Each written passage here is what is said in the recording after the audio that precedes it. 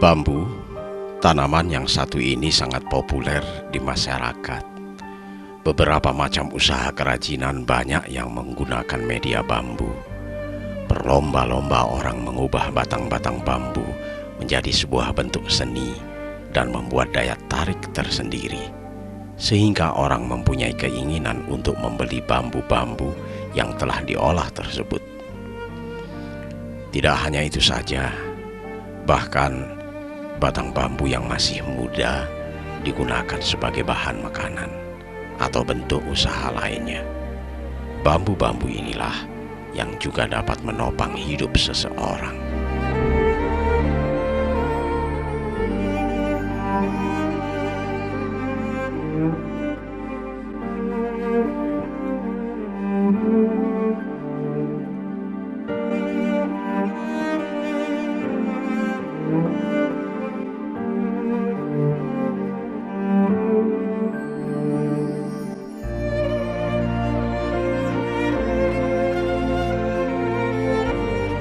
Di sebuah rumah dari kejauhan, terlihat tumpukan bambu yang diletakkan di pinggir jalan.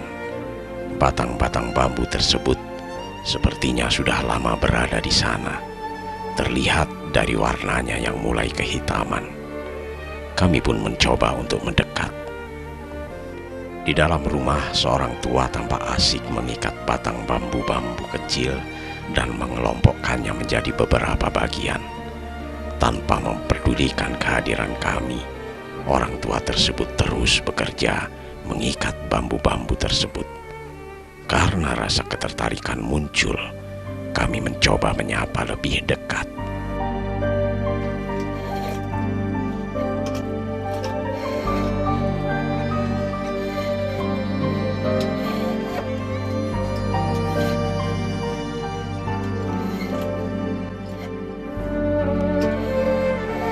Usianya yang sudah lanjut tidak membuat semangatnya luntur.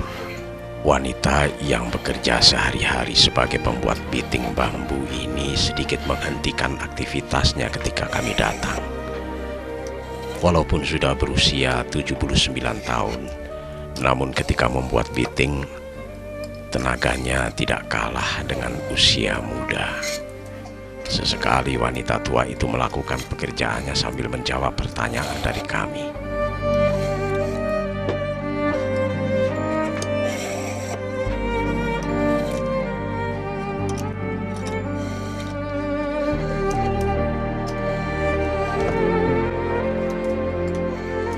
Menurutnya, bambu-bambu yang ada merupakan kiriman dari daerah lain setelah dia memesannya. Bambu-bambu tersebut dipesan dalam waktu-waktu tertentu ketika persediaan sudah mulai menipis. Tetapi, menjadikan bambu menjadi sebuah piting dibutuhkan ketelatenan dan kesabaran.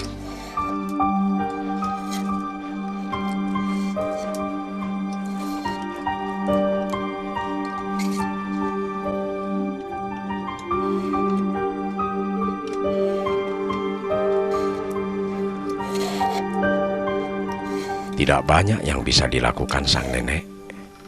Keahlian yang dimiliki pun hanya sebagai pembuat piting. Yang lebih penting adalah kebutuhan ekonomi untuk bertahan hidup sehari-hari. Pagi-pagi sekali sang nenek sudah bergelut dengan bambu, dibantu kedua orang cucunya. Mereka pun saling membantu melakukan pekerjaan sehari-hari sebagai pembuat piting dari bambu.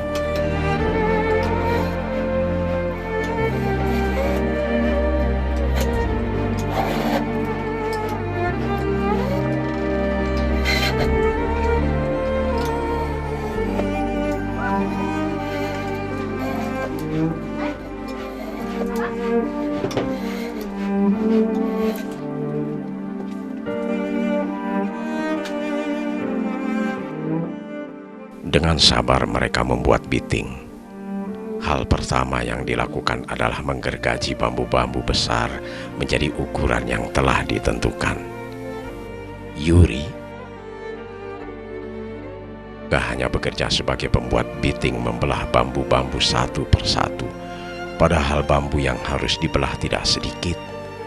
Tetapi dengan sabar, Yuri terus membelah bambu-bambu yang sudah ada.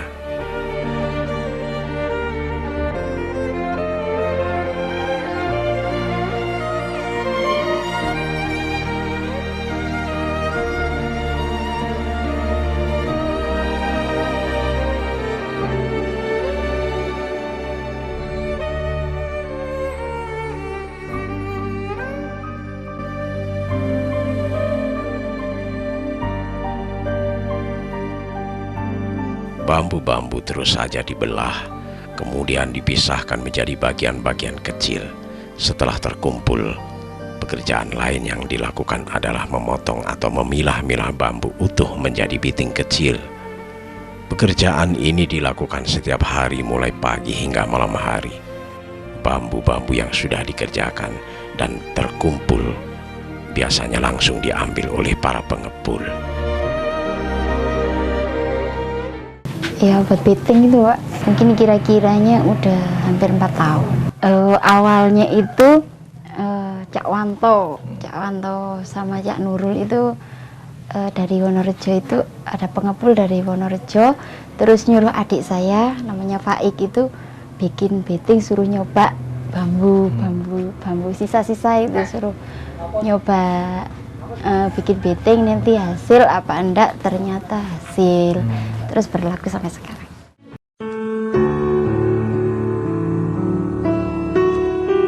Satu persatu biting-biting dari bambu terus terkumpul. Terkadang karena tajamnya serat bambu membuat tangan-tangan mereka tergores. Entah karena terbiasa atau memang terpaksa, mereka tak pernah memperdulikan luka-luka kecil di tangannya. Yang mereka sadari, hari ini bambu-bambu harus menjadi biting agar esok harapan-harapan segera tercapai.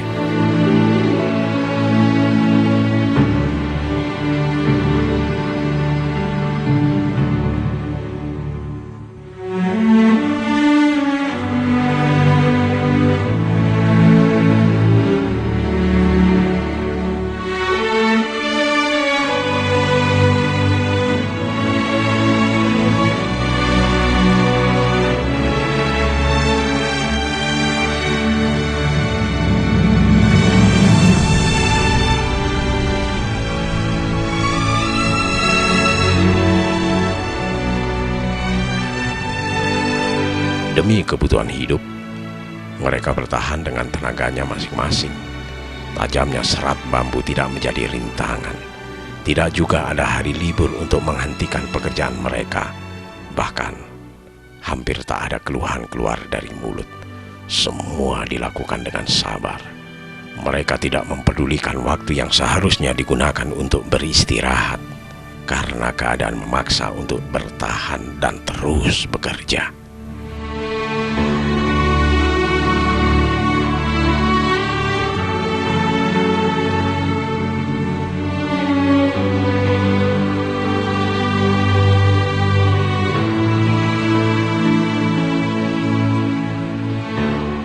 Tusuk sate, dan buat tusuk sate.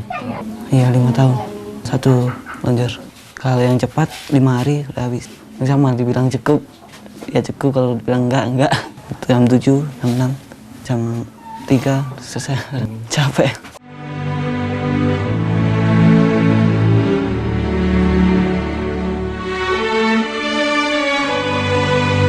Walaupun mereka selalu bekerja, tetapi hasil yang didapat hanya mampu mencukupi kebutuhan hidup sehari-hari. Karena hasil yang didapat dari hasil membuat biting tidak seberapa, belum lagi harga bambu sekarang juga sudah semakin mahal. Di tengah pekerjaan yang berat, mereka terkadang berbincang satu sama lain hanya untuk sekedar melepas lelah.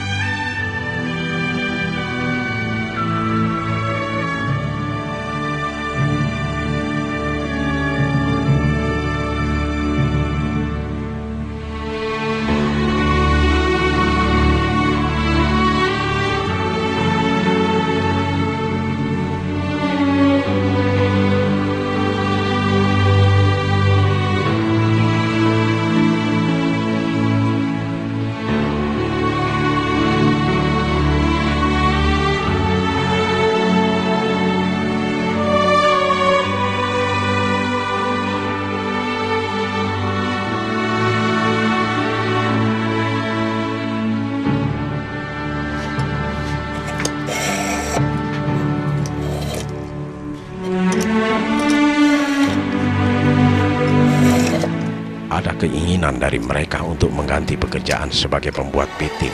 Tetapi karena sulitnya mencari kerja, mereka juga tak punya keahlian lain.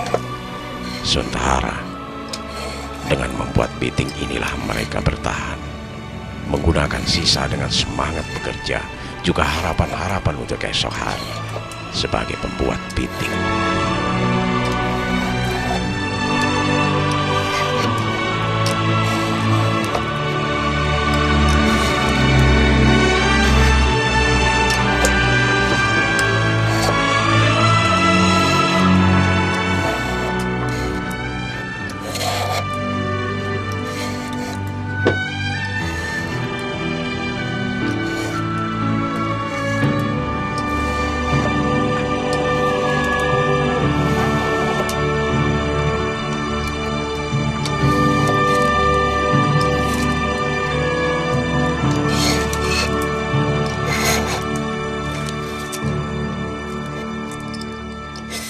Ya, ada yang seharian, ada terkadang pagi, terkadang malam gitu bikinnya, enggak tentu.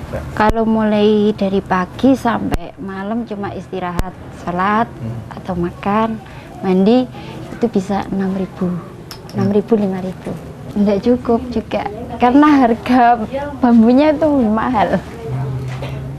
Kalau yang kecil itu ukurannya itu bisa 7.000, itu harganya 35.000. Kalau yang 50.000 terkadang bisa 15 sampai 17, itu harganya 50.000. Ya capek, Pak. Iya, nggak tahu ya harapannya apa, soalnya udah dari dulu memang adanya begini tuh, Pak.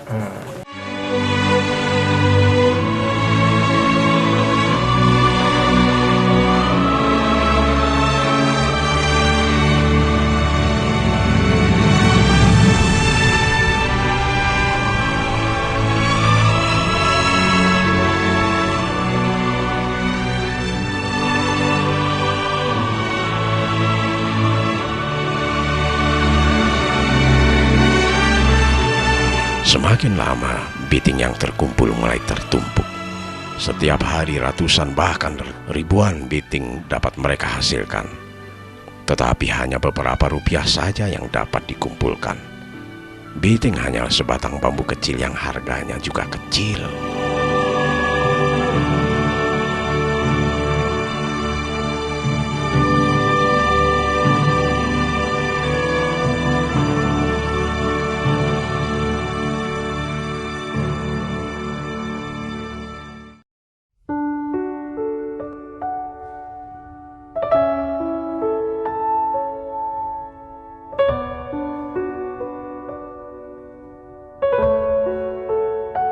Setelah semua pekerjaan diselesaikan, di sana sini tampak rautan bekas bambu yang terserak. Biasanya sang nenek memanfaatkan untuk kebutuhan memasak. Asap tebal dari serat bambu yang terbakar memenuhi tempat memasak, membuat sesak nafas orang di sekitar.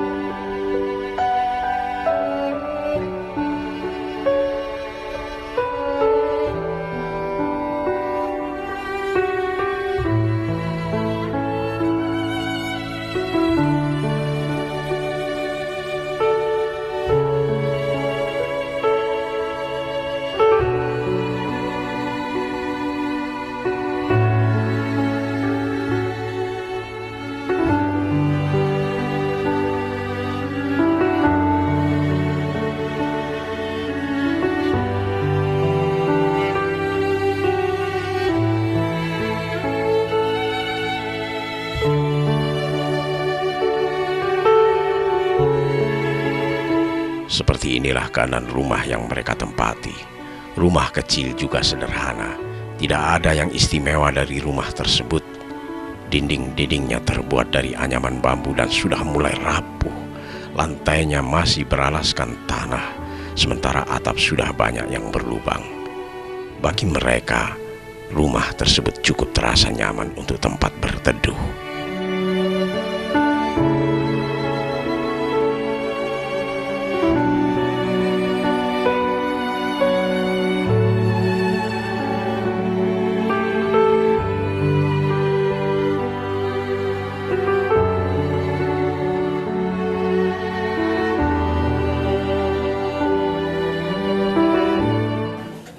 saya yang bawa ke pabriknya sama kakak saya. Dulu masih 6.000, 6,5. Senang rasanya. Kalau hujanan susah. Wah, jamur. Nggak banyak aja tapi ditaruh di atas api. Iya, kalau ada kerjaan lain pindah lagi. Udah nggak sekolah lagi.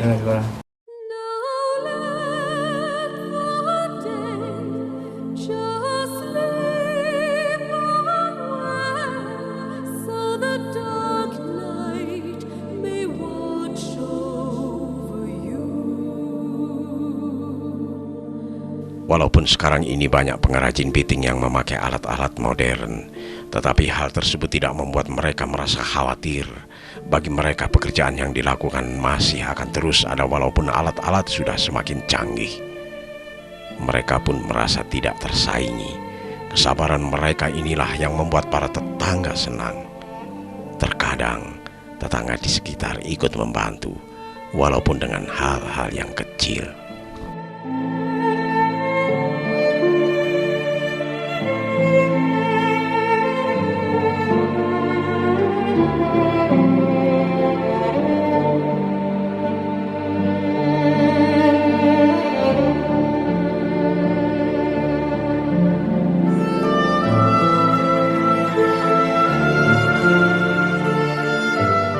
Mas, Mbak, ini ada sedikit pemberian dari pemirsa Dhamma TV, semoga bisa bermanfaat.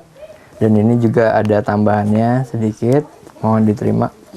Ya. Makasih ya Pak ya. Ya, sama-sama. Sudah berkunjung ke sini. Sama-sama. Maaf juga sudah merepotkan tadi. Tidak apa-apa. Iya.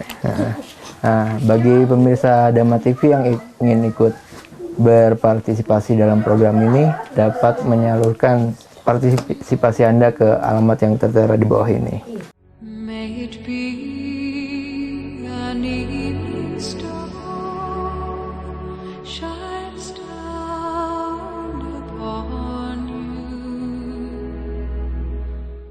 May it be an evening star shines down upon you. Beginilah salah satu fenomena usaha yang terjadi di masyarakat. Masih banyak orang-orang yang sampai saat ini masih memerlukan uluran tangan dari kita. Mereka yang setiap harinya bekerja keras dengan semangat namun mendapatkan hasil yang kecil. Marilah kita membantu orang yang membutuhkan, dimulai dari hal-hal kecil sesuai dengan kemampuan masing-masing.